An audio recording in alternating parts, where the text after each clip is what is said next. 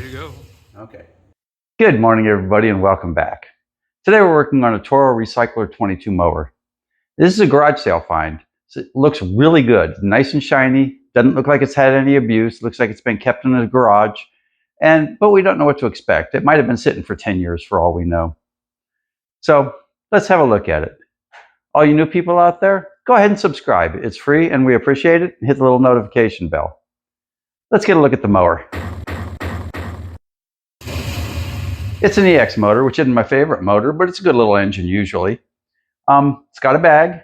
Looks like this might be the steal of the week. I usually look at the tires and see what kind of condition they're in, and these look really nice, and it rolls nice and smooth. So the first thing we're going to do before we start tearing anything apart is go ahead and just change the gas out. I've got the front end of the mower lifted up a little bit, and that gets the gas all down in one corner of the tank to make it a little easier to get most of it out.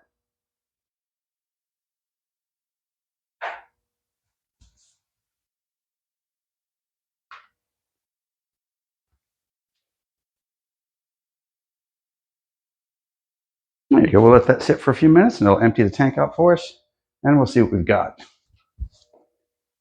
Now the gas doesn't look bad in it. It does look pretty yellow, but it doesn't look terrible. So we're going to move to plan B, and we're going to go ahead and clean the carburetor up real quick. And you know, we'll clean the jets and all that whatnot. I think this one might have been a steal. A little bit more than I usually pay for one, but to get one in this condition, it's definitely worth the money if it comes out good.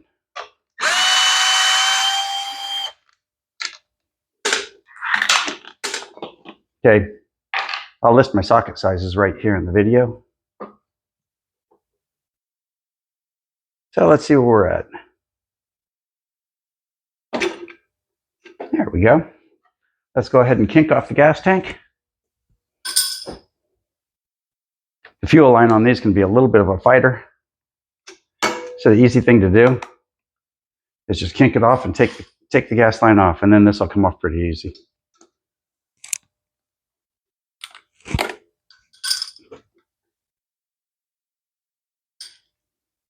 Okay, come on, buddy. I made promises. You got to come off pretty easy now.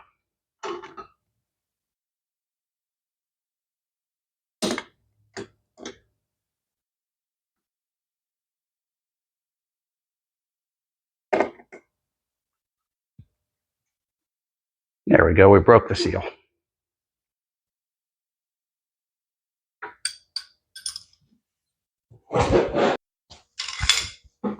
Let's go after this with some different pliers.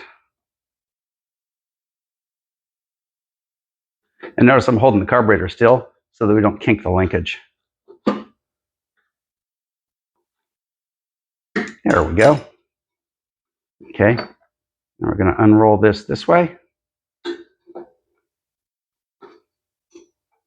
Come on, buddy. We're almost there.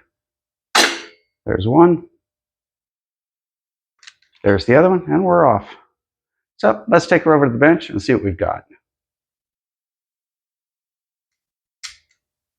This carburetor appears to be in pretty fair shape. The EX motors always come with a black plastic carburetor. There's a couple things you watch for on these. We'll go through that. First thing we're going to do is pull her apart.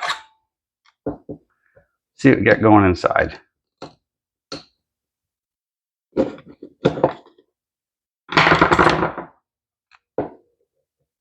There we go, that's working. Getting the bottom to let go of the top's not always easy. But you don't want to get it too close to your body because it's going to splash.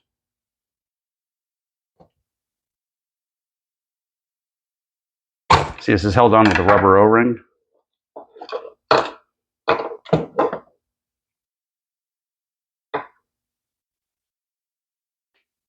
And the inside of the carburetor actually looks concerning.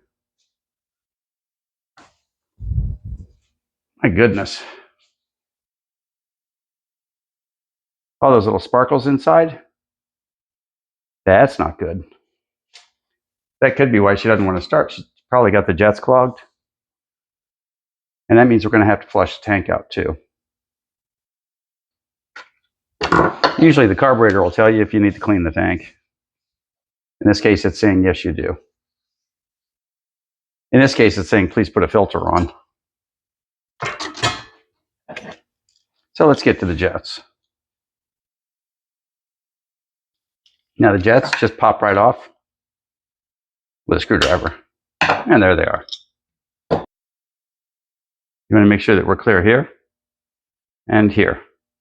In this case, it does not look clear. So let's run something through it before we put it in the bath. Our trusty floral wire. This stuff works great. Okay, so we're going to run this through the little hole. And I can feel it push things out of the way as I go back and forth.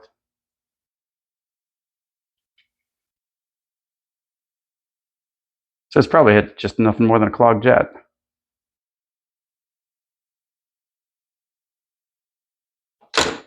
Okay, now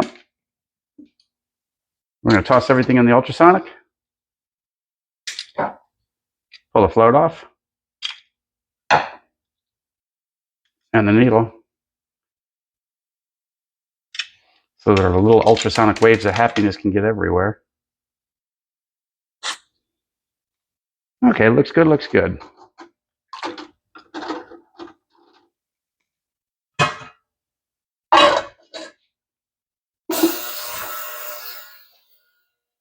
Now when you're running one of these black carburetors through an ultrasonic, it's not as obvious as it is with an aluminum carburetor whether it's clean.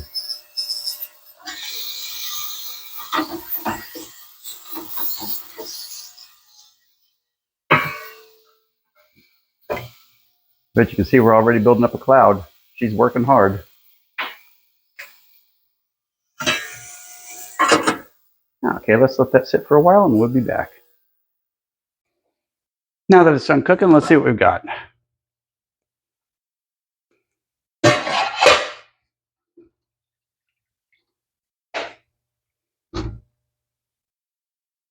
Okay, our gasket stayed in place.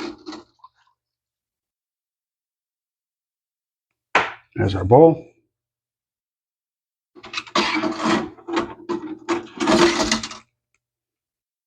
And there's our jets. Now we're going to double check our jet before we continue. Make sure everything's clear. Let's get her back together. Now the jet cannot be put in wrong. If you look at it, this one goes this way. And you just can't put it in wrong. It won't seat in right if you try to. Let's get our needle and float back together. And on the EX carburetors, it just sort of clicks in, which is a huge pain in the neck compared to most.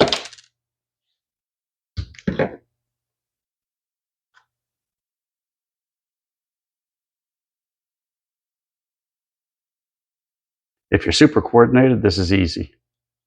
If you're anything like me, it's a pain in the neck.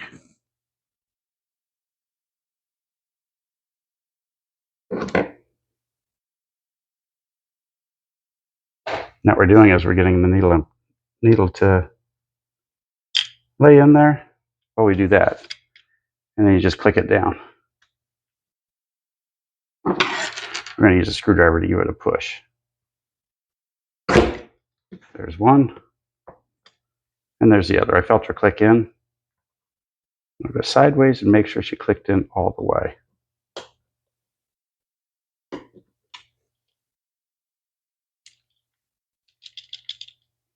It did. Then it feels good. Okay, now that we got our needle back on, note this little hole here is where this sits. So when you put it back on, you're going to want to align it that way. We'll line up our holes and push it relatively evenly.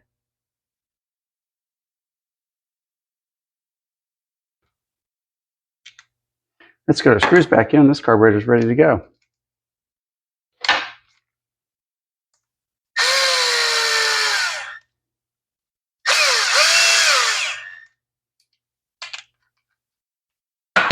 And that's it. We got a cleaned up, ready to go carburetor. The EXs clean up a lot better than the quantum style carburetors or the old side shaft Briggs carburetors. These are a lot easier to clean. Some people don't like them, but I think they're okay. Okay, now the fun part, getting these linkages and the fuel line all back on. Choke lever goes here, throttle lever goes here, and then we have to get the fuel line on all at the same time. It's kind of like juggling cats.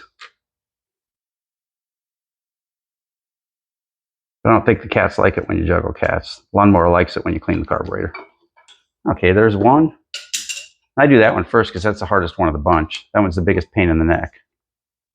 And we're going to rotate it out of position and get the second one on.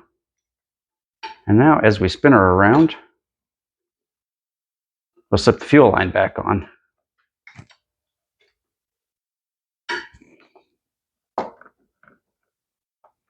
And there you have it. Clamp the fuel line, we'll slide her back into place. And from here, she should just hop right in. As long as all the stars line up. And that's it. Let's get the air base back on.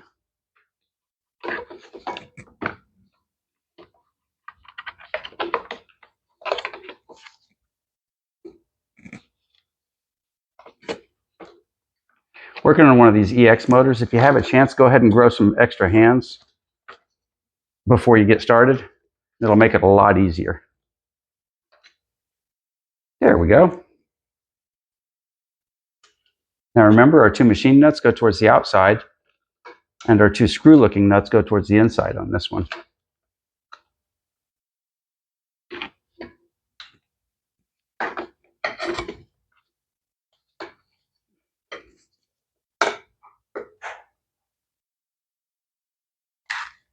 And that's one. If I'm lucky, I've got the right bit in. But I don't. Didn't get quite that lucky.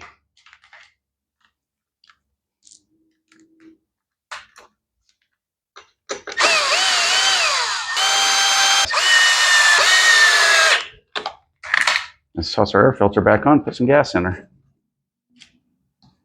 This air filter is not bad. It's not great, but it's not bad.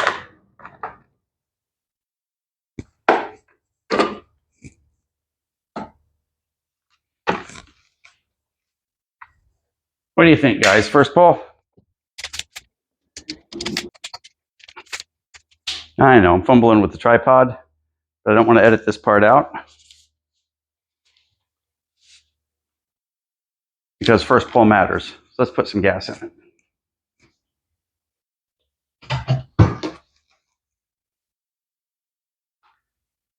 If we did a good job, it'll start up straight up right now.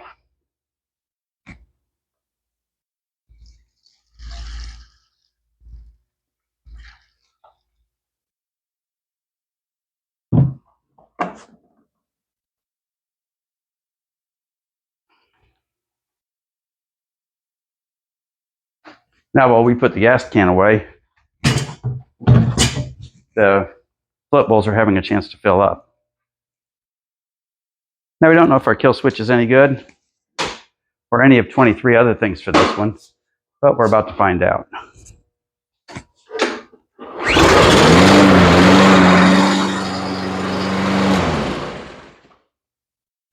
And she works like a charm. Well, that was a quick and easy start to the day. Yeah, for a garage sale find, that was a pretty good mower. Turned out it just sat for a little while, the carburetor got clogged up, and it looks like it sat indoors. Well, for all you new people, don't forget to subscribe, and thanks for watching. We'll see you next time.